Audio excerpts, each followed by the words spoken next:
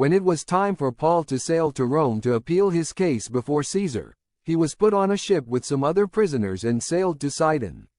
When the ship docks in Crete for a bit, Paul warns them not to go onto the island. For some odd reason, the soldiers and sailors don't listen to the prisoners in their midst.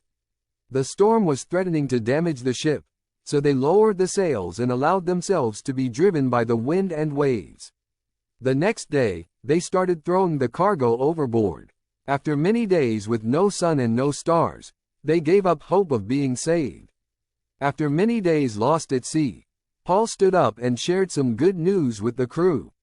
An angel of God appeared to him and told him they were all going to survive, though the ship and cargo would be lost.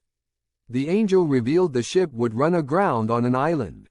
On the 14th night, the sailors realized they were approaching land. Fearing the ship would run into rocks, they let down anchors and waited for daylight.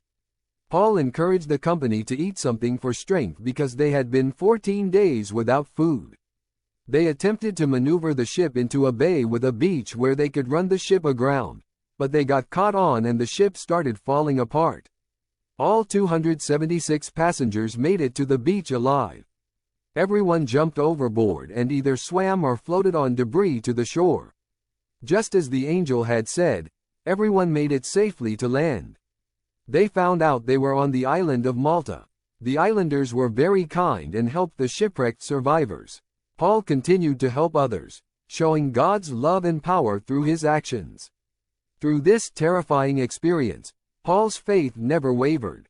He trusted God, and because of his faith, everyone on the ship survived the storm and the shipwreck. This story teaches us about the power of faith and God's protection in difficult times.